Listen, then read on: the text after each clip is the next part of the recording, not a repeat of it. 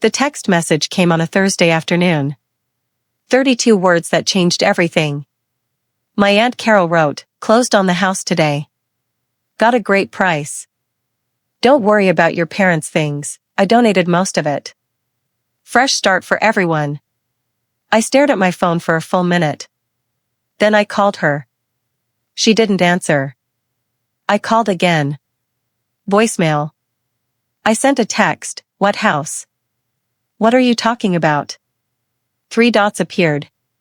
Disappeared. Appeared again. Your parents' house, obviously. I'm the executor. It's been 18 months. Time to move on, sweetie.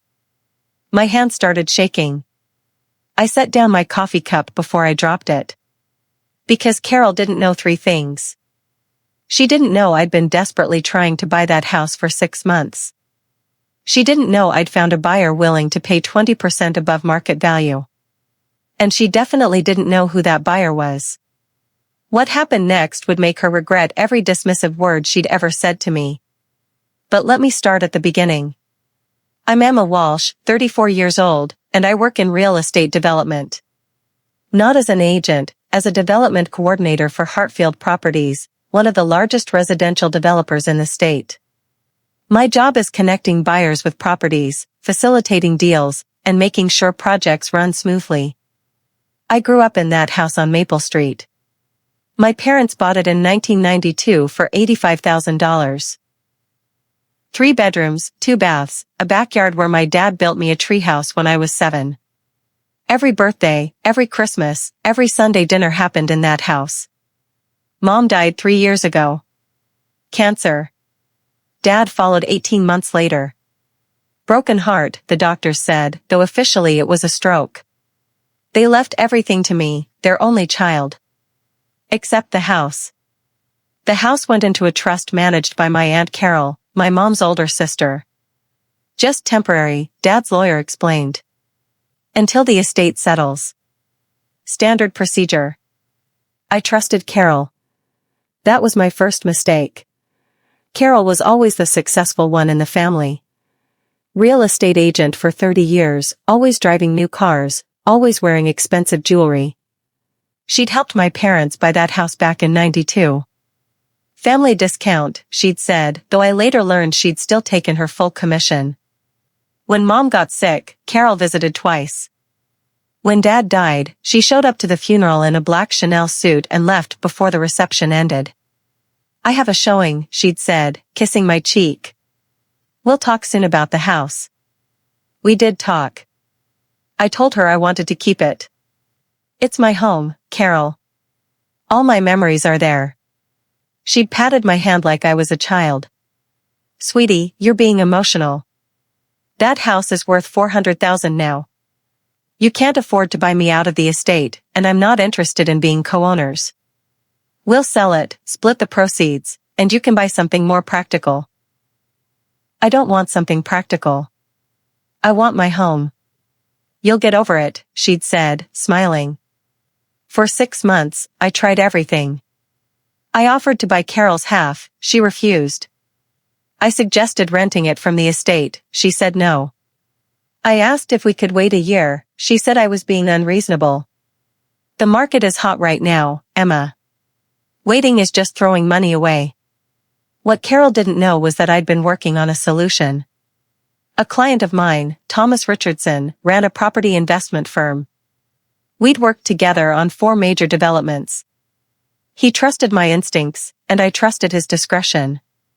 I need help with something personal, I'd told him in March. My aunt is forcing a sale of my childhood home. I want to buy it, but she won't negotiate with me directly. She thinks I can't afford it. Thomas had leaned back in his chair, thoughtful. What if someone else bought it? Someone who might be willing to sell it to you later, at cost? Is that legal? Perfectly. As long as all parties are informed and consenting. Well, all parties who matter. He'd smiled. Tell me about this house. I gave Thomas everything. The address, property details, comparable sales in the neighborhood, estimated value.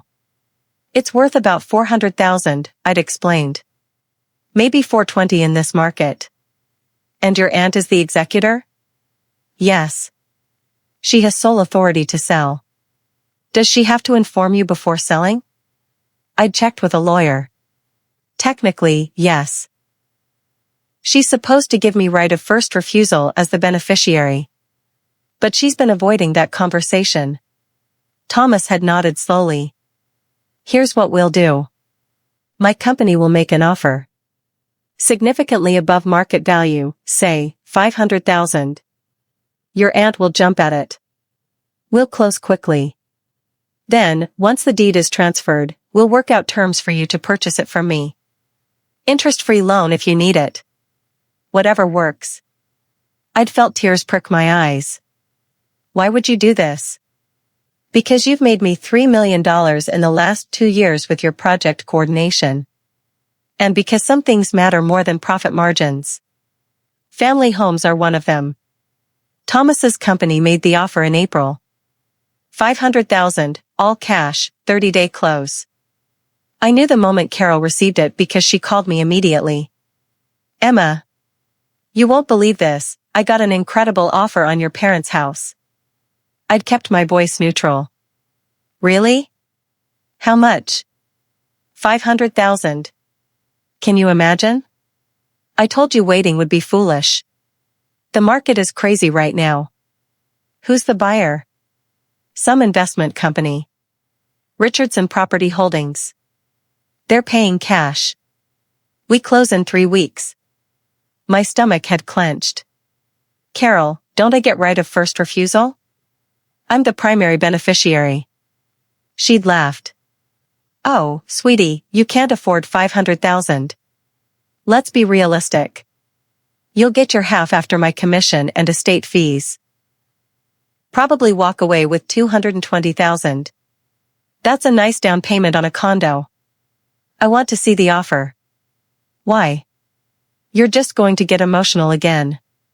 Trust me, this is the best decision. Carol, legally you have to. Emma, I'm doing this for you. Someday you'll thank me. I have to go, showing in 10 minutes. Love you. She'd hung up. I'd sat in my car, hands gripping the steering wheel. Then I'd called Thomas. She's not going to give me right of first refusal. She's just going to sell it. Perfect, he'd said. Let her. The closing was scheduled for May 15th. Carol sent me exactly one text about it, closing today. Your check will be ready in 4 to 6 weeks after estate fees and my commission are processed. Exciting. I didn't respond. Instead, I took the day off work and met Thomas at his lawyer's office. We reviewed the documents carefully. The deed would transfer from my parents' estate to Richardson Property Holdings. Then, immediately, same day, we'd execute a second sale from Richardson Property Holdings to me. Thomas had worked out the terms. I'd pay 400,000, the actual market value. The extra 100,000 Thomas's company paid? Consider it an investment in good karma, he'd said. And a bonus for all your excellent work. I'd tried to argue. He'd held up a hand. Emma, I have 3 daughters. If someone tried to screw them out of their childhood home, I'd hope someone would help them the way I'm helping you. Take the deal. So I did. At 2 p.m. on May 15th, Richardson Property Holdings became the legal owner of 847 Maple Street. At 2:45 p.m., I became the legal owner.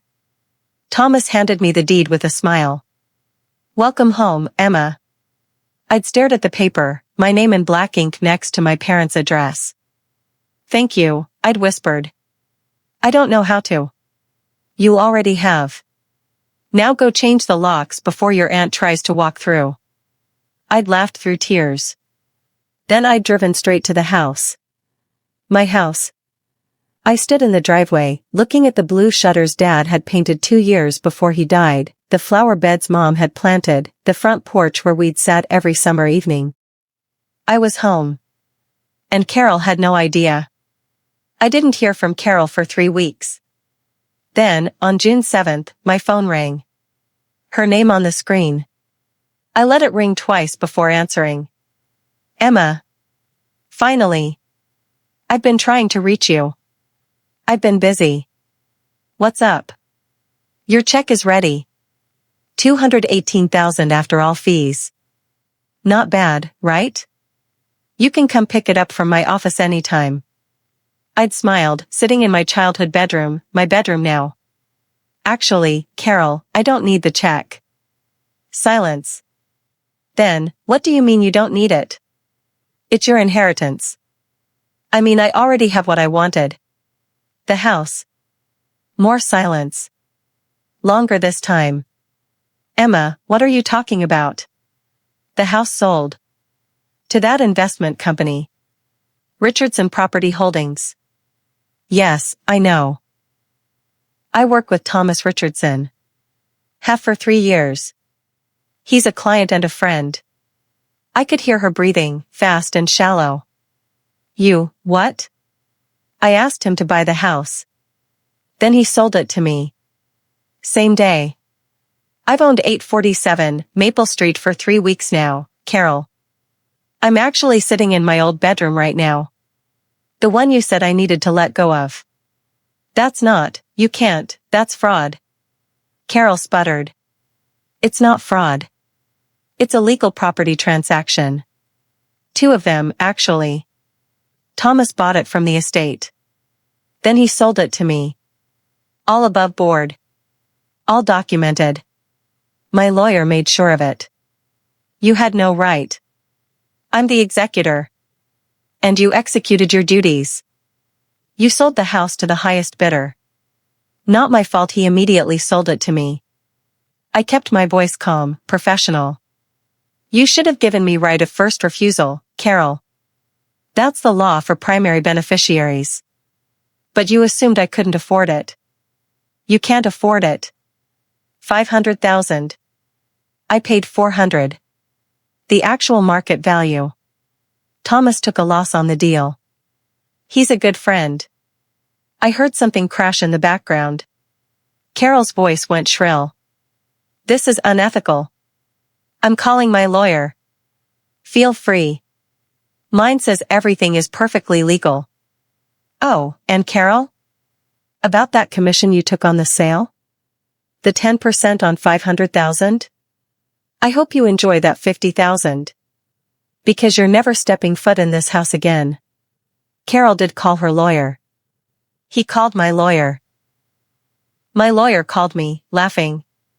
She's threatening to sue for emotional manipulation and conspiracy to defraud. Neither of those are real legal concepts in this context. You're fine. The sale is legitimate. Can she do anything? Absolutely nothing. The property transferred legally. Twice. She executed her duties as executor. You purchased property from a willing seller. End of story. He'd paused. Though I have to say, this is the most satisfying case I've worked on in years. Well played. Carol tried calling me 17 times that week. I didn't answer. She left voicemails that progressed from angry to desperate to weirdly conciliatory. Emma, let's talk about this. We're family. I'm sure we can work something out. Work something out. Like she'd wanted to work something out when I begged her not to sell. Like she'd wanted to work something out when I asked for time to find financing. Like she'd wanted to work something out when I said that house was all I had left of my parents. She hadn't wanted to work anything out then. I didn't need to work anything out now. The voicemails got worse. You're being incredibly selfish, Emma. I worked hard on that sale. I deserved my commission. You've always been ungrateful. Your mother would be ashamed. That one made me laugh. My mother, who'd told me 3 weeks before she died, don't let Carol bully you about the house, sweetheart. She's always been jealous that we had something she didn't, a real home. She has houses. We had a home. There's a difference. Mom had known. She'd known exactly what Carol would try to do. And she'd tried to warn me. I changed my locks. I changed the garage code. I had the alarm system updated with new codes. Then I started the real work, sorting through everything Carol had been in such a hurry to donate. Except she hadn't donated anything. She'd just piled it in the garage. The garage was full. Boxes stacked to the ceiling. Mom's china. Dad's tools. Photo albums. My childhood toys. Mom's jewelry. Dad's war medals from his service in Desert Storm. Everything Carol had deemed clutter was crammed into that garage like trash. I spent 2 weeks going through it all. Every box was a treasure. Every item was a memory. Mom's wedding dress, carefully preserved. Dad's collection of vintage postcards. The quilt my grandmother made. My baby book. Dad's Purple Heart. Carol had been planning to throw all of this away. Or sell it. I found her notes in one box, estate sale, price guide. She'd inventoried everything, assigned values. Mom's engagement ring, $3,500. Dad's coin collection, $2,200. The antique dining table, $4,000. She'd planned to liquidate everything. Keep her commission on top of the house sale. And she would have gotten away with it if the house had sold to anyone else. But it hadn't. It had sold to someone who cared about me. And now all of it, the house, the memories, the treasures, was mine. In July, I ran into Carol at the grocery store. She was with her daughter, my cousin Brittany, who I hadn't seen in 5 years. Carol's face went pale when she saw me. She tried to turn her cart around. "Aunt Carol," I said, my voice carrying across the produce section.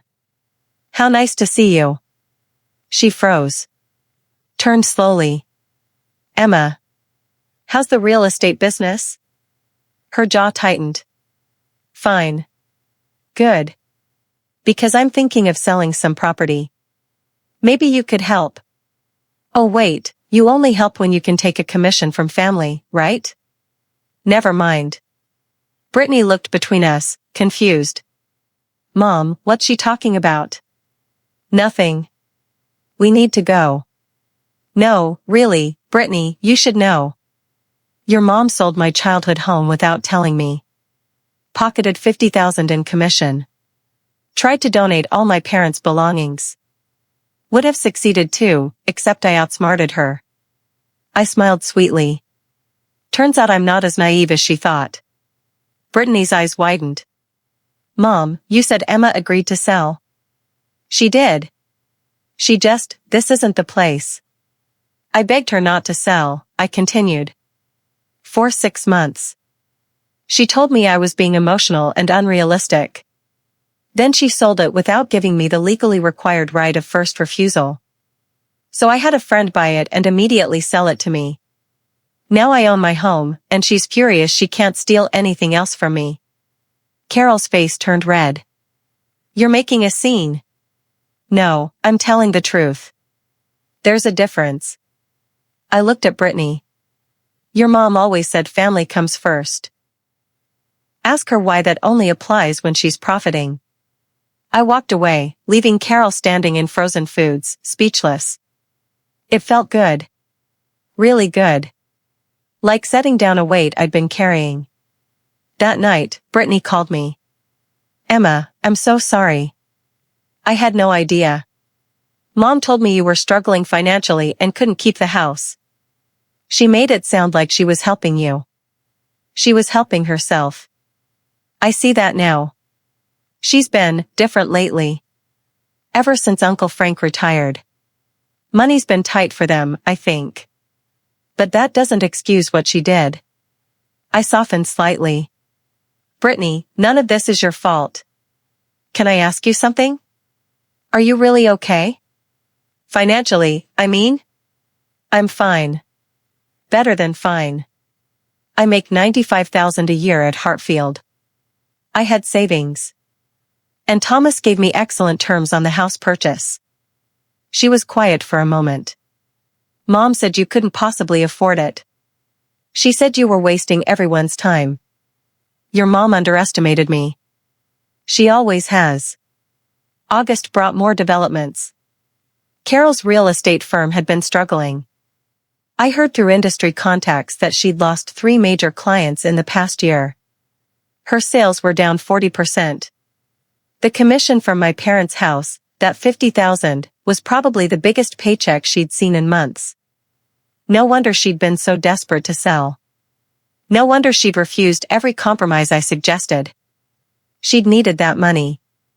Part of me felt sorry for her. A very small part. The rest of me remembered her voice on the phone, "You'll get over it." Remembered her dismissive texts. Remembered finding Mom's wedding dress crammed in a box in the garage, next to a note that said donate or trash. In September, I hosted a dinner party. My first real gathering in the house. I invited colleagues from work, including Thomas and his wife. I invited old friends who'd known my parents. I invited Brittany and her husband. I didn't invite Carol. The house looked beautiful. I'd painted the living room the soft yellow Mom always wanted but Dad said was too bold. I'd refinished the hardwood floors. I'd hung family photos on the walls, pictures Carol would have thrown away. Mom and Dad's wedding photo had pride of place above the fireplace. Thomas raised his glass during dinner. To Emma, who taught me that sometimes the best investments have nothing to do with profit margins. And to second chances. Everyone drank. I felt tears prick my eyes. Thank you. All of you. For helping me save not just a house, but my history. My family. My home. Later, as people mingled, Thomas's wife pulled me aside. "He doesn't do things like this often," she said quietly. "Help people, I mean. Not to this extent. You must be very good at your job." I try to be. "He said you have an instinct for properties. For seeing their potential beyond the numbers. My parents taught me that. They always said a house becomes a home when you pour love into it. I learned to look for that, properties that have been loved, or could be loved." She'd squeezed my hand. "You're going to be fine, Emma. Better than fine." In October, Carol called from a number I didn't recognize. I almost didn't answer, but curiosity won. "Emma, it's me." "I know. We need to talk." "We really don't. Please. 5 minutes. I'll come to you." Something in her voice made me pause. Not the usual imperious tone. Something smaller. Defeated. "Fine. 5 minutes. Tomorrow at 2. You know the address." The next day, she arrived exactly on time. I watched from the window as she sat in her car for a full minute before getting out. She walked slowly up the front path, the path Dad had relaid stone by stone the summer I turned 10. I opened the door before she knocked. She looked older than I remembered. Tired. "Come in," I said. Carol stood in the entryway, looking around. Her eyes landed on Mom's wedding photo. On Dad's favorite chair, reupholstered but still in its spot by the window. On the built-in bookshelf where I'd arranged their book collection exactly as they'd kept it. "You kept everything," she whispered. "Of course I did. This is my home. These are my memories." She nodded slowly, tears forming in her eyes. "I'm sorry." I crossed my arms. "For what, specifically?" "For all of it. For dismissing you. For not listening. For treating this house like it was just another listing." She wiped her eyes. "For forgetting that it was your home. That they were your parents. That I should have cared more about your grief than my commission." I waited. Didn't speak. "Money's been tight," she continued. "Frank's retirement didn't go as planned. His pension is smaller than we expected. The market's been rough. I've been struggling. When that offer came in for $500,000, all I could think about was the commission. About how it would buy us 6 months of breathing room." "So you sold my home for 6 months of breathing room?" She flinched. "Yes. Carol, I would have helped you if you'd asked.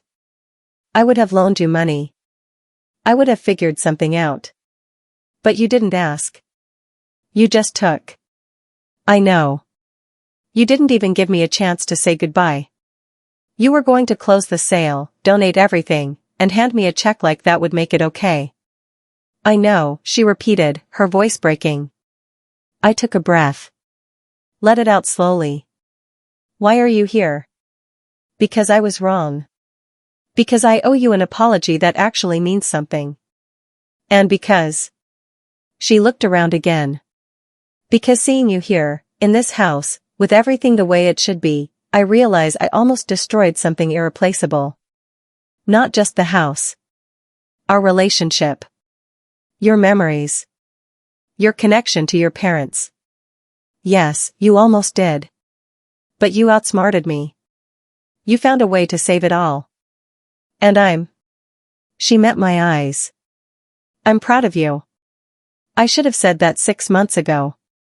You're smarter and stronger than I ever gave you credit for. I felt something shift in my chest. Not forgiveness exactly. Something softer than the anger I'd been carrying. I'm not giving you money, Carol. I'm not asking for money. And I'm not pretending the last year didn't happen. I wouldn't ask you to. But if you want to rebuild some kind of relationship, a real one, based on honesty, I'm willing to try. For Mom's sake. She'd want that. Carol nodded, tears spilling over. She would. Your mother was always the better person. The better sister. She loved you, though. Even when you frustrated her. I know. Carol looked around one more time. Could I see the rest of the house?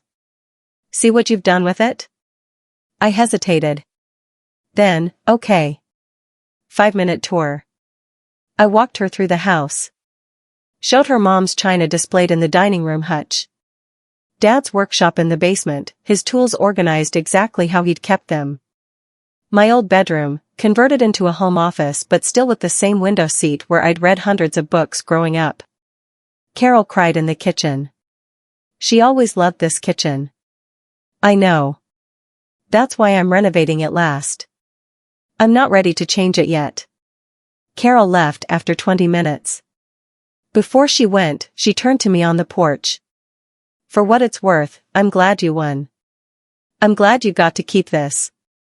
Me too. And Thomas Richardson, he's a good man. He is. You built a good life, Emma.